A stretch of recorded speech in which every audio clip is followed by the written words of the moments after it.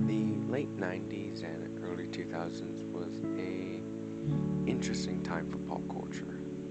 This era produced many movies that have hilariously aged poorly. Movies like 2003's Daredevil, directed by Mark Steven Johnson, starring Ben Affleck, Jennifer Garner, Michael Clark Duncan, and Colin Farrell. In this video, I will be reviewing the story, characters, and designs of 2003's Daredevil.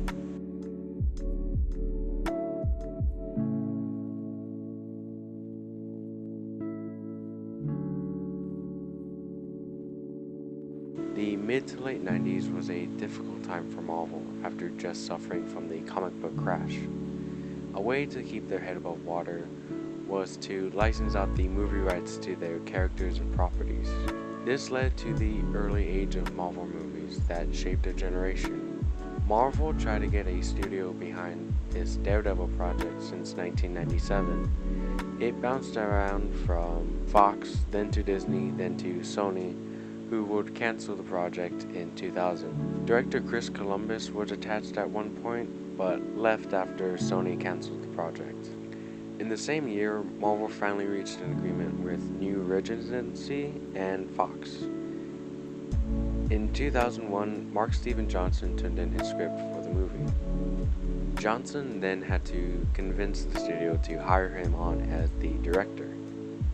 There was some hesitancy as Johnson had never directed a project this size before, but Johnson had a clear vision and passion for the source material. I appreciate how grounded he made the story. Some origin movies have the bad habit of going too big too early.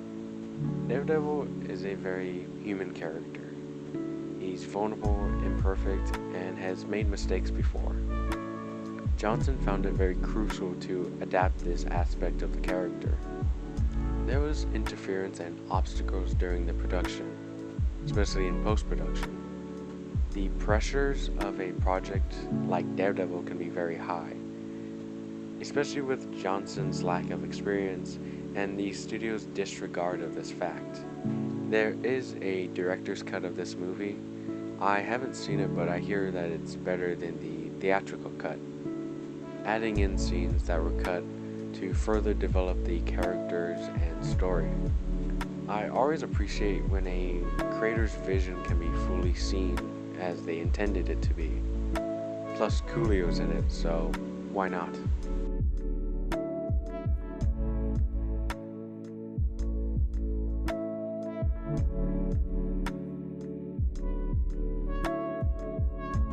The movie is bookended by narration by Matt Murdock. It's a noir style narration that I think works for this movie. The movie basically opens up with the origin of the character. I think that the adaptation of the origin is pretty faithful. The main focus of this flashback is to show the relationship between Matt and his father, Jack the Devil Murdoch, a washed up boxer who works as an enforcer for the local crime boss.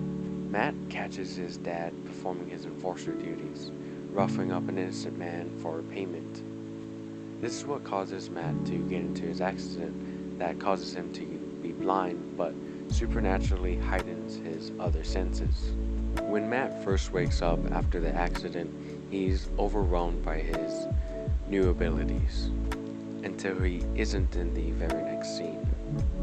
The origin isn't the main focus of the movie, so I'm fine that they kinda kept it surface level for the most part, as they wanted to just have this flashback to, again, focus on the father and son relationship.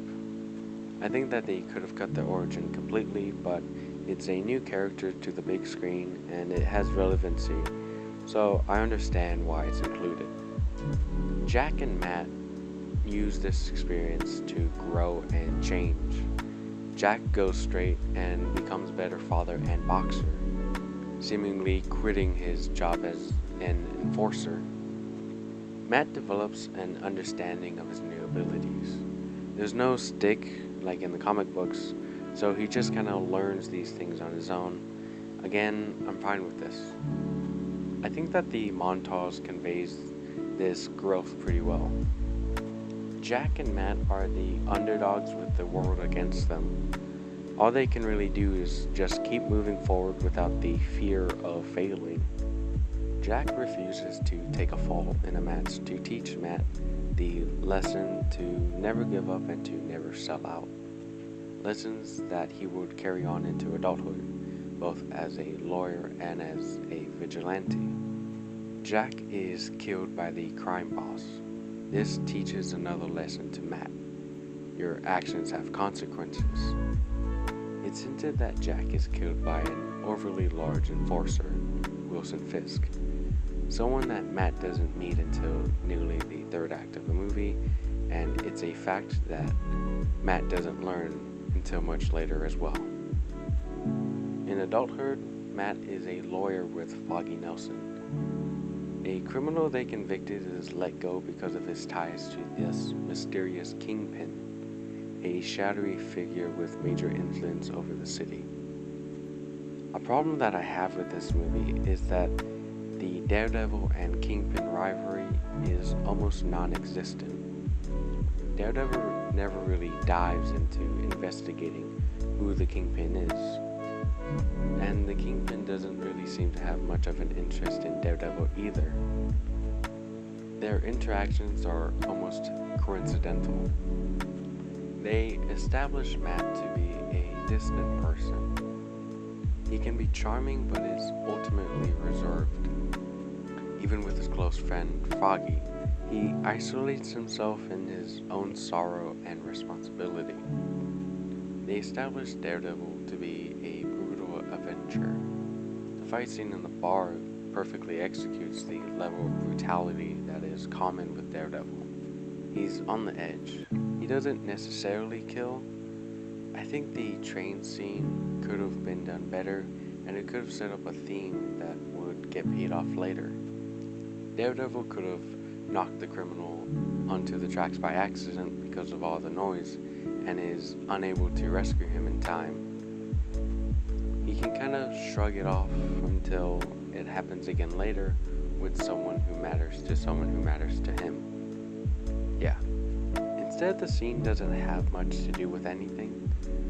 The movie tries to have Matt be tempted to journey onto the path of vengeance, but I don't feel that this arc is well established or finalized, so he kind of moves along the movie with no real change.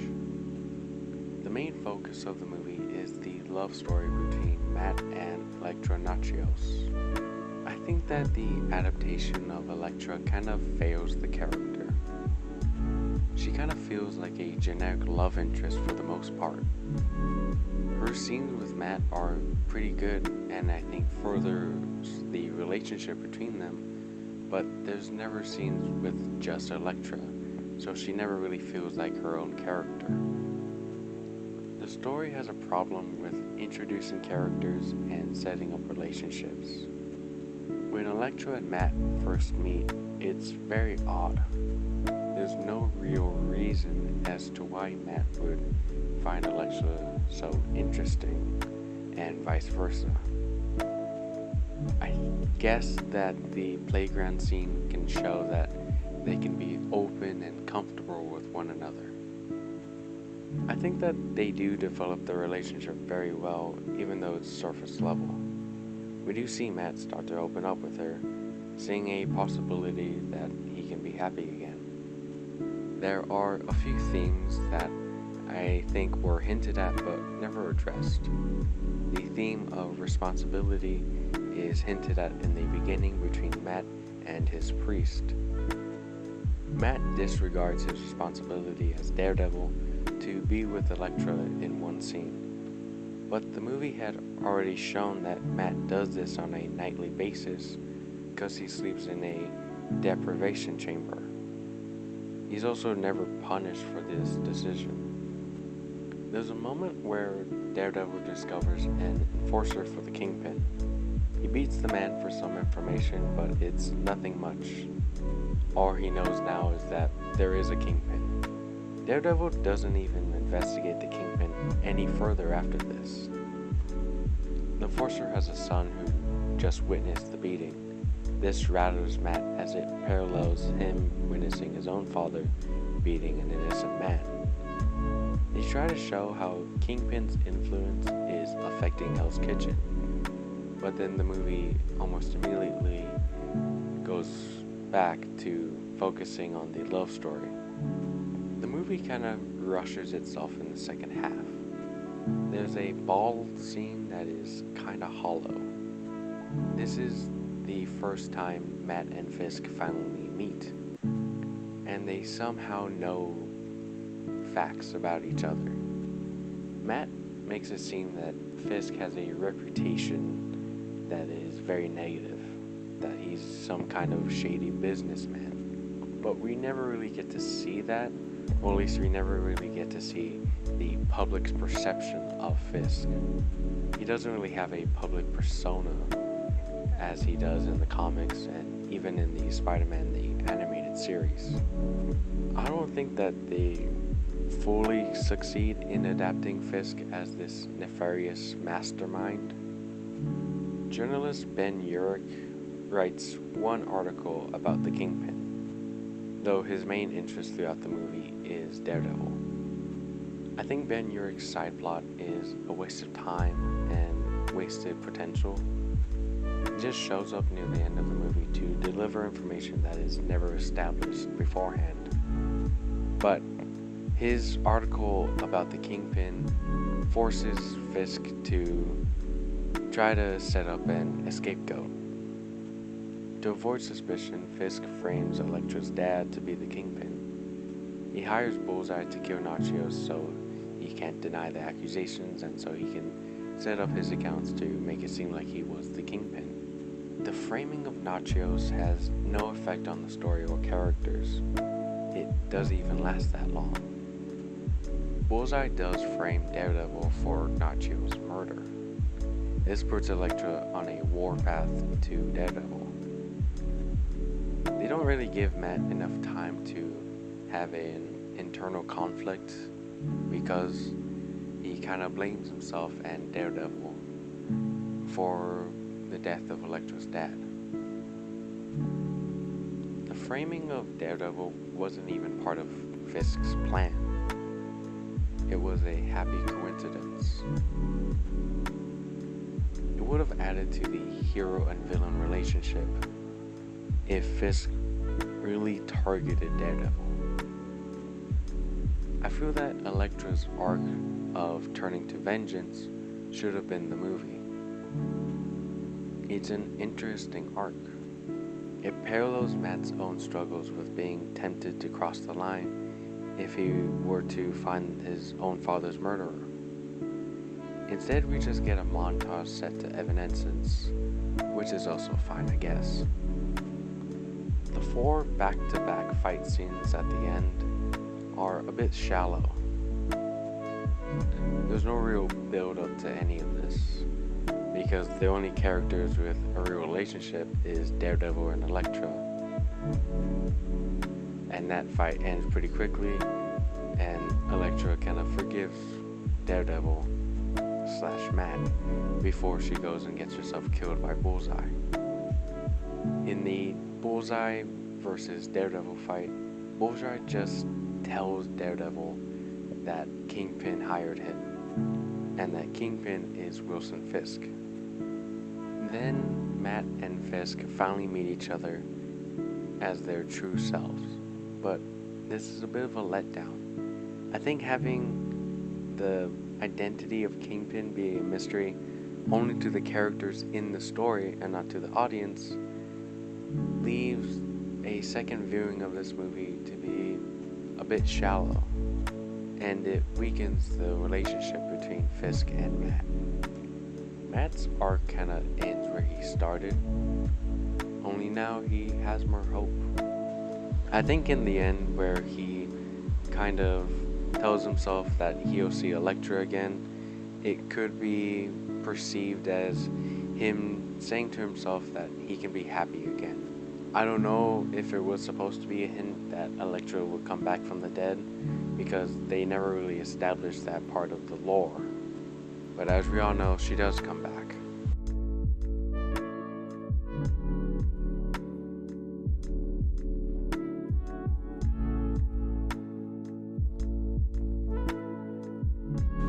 Much of the focus of the story is, of course, on the titular character.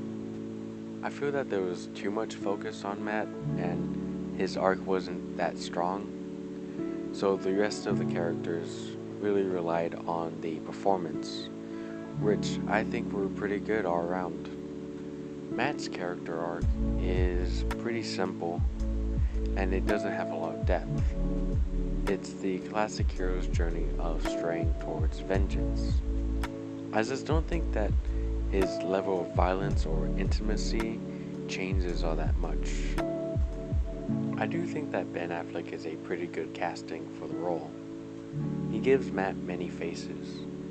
He's convincing whether he's friendly, romantic, isolated, or vengeful. They at least gave layers to his performance. There isn't much of Matt as a lawyer. I think that's a very important part of the character. His morality really comes into question with that part of his life. The moments between Matt and Jon Favreau's Foggy Nelson really give Affleck the ability to show that Matt can have a good time. Their friendship is believable. Matt can be moody, and that allows for Foggy to show how good of a friend he is. Like when he doesn't let Matt give up on a date with Elektra. He sees that Elektra makes him happy, and he just wants his friend to be happy. Jennifer Gardner wouldn't be my first choice for Elektra, but she does fine enough in this movie. The adaptation isn't entirely faithful, but it at least fits in this story that they're telling. She's not the same world-renowned assassin from the comics. They kind of stripped away the interesting aspects of the character. I think they definitely could have done better with her. Michael Clarke Duncan is the best casting in the entire movie. He just fits the role of Kingpin so perfectly. The character in general doesn't have much depth to him. He's commonly just a two-faced crime lord and businessman, which could have given him some layers in the movie. He doesn't have much to do. I don't think he needs too much focus. He's one of those villains that work best as a shadowy figure. But I still would have liked some kind of development with him. The story and Duncan's performance do have Kingpin be this intimidating presence. He's dangerous because he's the type of man to make good on his threats. Colin Farrell's Bullseye is honestly just kind of fun to watch. He's a crazy hitman whose motivations don't really need to make sense. Daredevil made him miss, so now he must die. Sure. His opening scenes show that he's an impulsive killer with no remorse for his victims. I'm fine with Bullseye just being an unstoppable force. The adaptation of Ben Urich is disappointing. His side plot of trying to uncover Daredevil's secret identity and questioning whether or not the vigilante is a hero or menace is a wasted opportunity. Though Joey Pants does put in a good performance. I just wish that they put more effort into the character.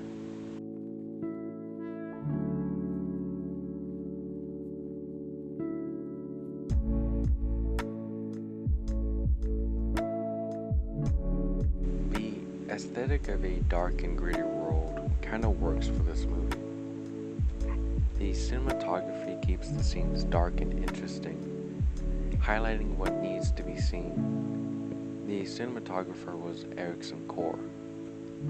I think that they made the popular look of the time really work for them.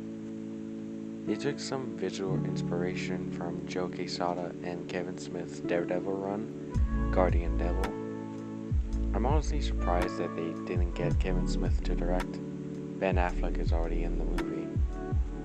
Imagine Matt Murdock having to defend Jay and Silent Bob for, I don't know, loitering? The costumes are definitely of the era.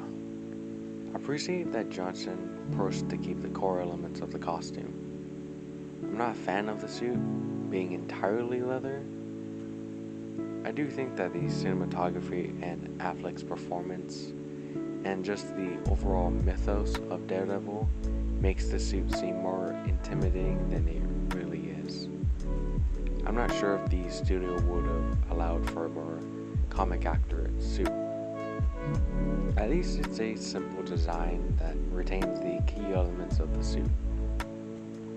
I'm glad that they just straight up adapted Kingpin's fashion for the movie. The old school gangster style suits really fit on Michael Clark Duncan. Elektra and Bullseye's designs are the most guilty of being from the early 2000s. I understand that spandex and red cloth aren't cool, but 100% leather is just ridiculous. The adaptations of Matt's abilities are pretty interesting. Johnson really tried to make it believable for an average audience. The setup and payoffs of the powers are pretty well written. Johnson and Affleck worked closely with the movie's blind consultant, Tom Sullivan, to portray a blind character with respect. The scene where Matt starts his day is very interesting, as it doesn't have the character rely on his supernatural abilities. It keeps it grounded and realistic. The CGI in this movie kinda takes me out of it. I think with such a grounded character, they should have stuck with practical stunts. Like the bar scene was a pretty cool action scene, and it was all done practically. Even Ben Affleck performing most of his own stunts, same with Jennifer Garner. They try to convey his rooftop acrobatics with wire work, but changed in post-production to CGI. It comes off too much as Spider-Man. Daredevil is much more grounded. He's more aligned with parkour.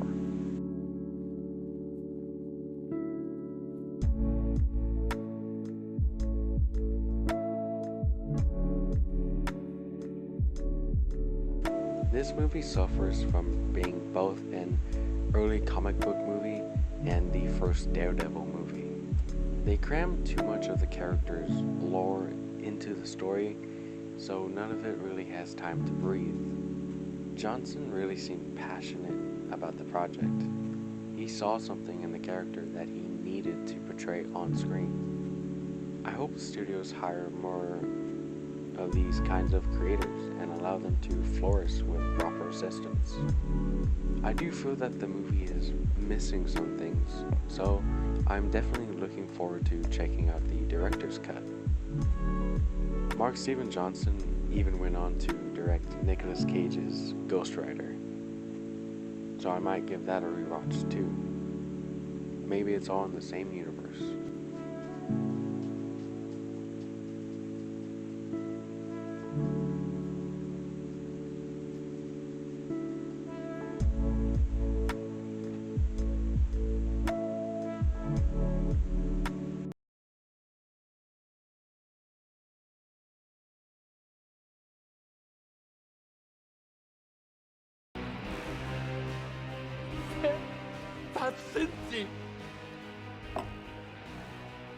Let's just say I'm Frankenstein's monster.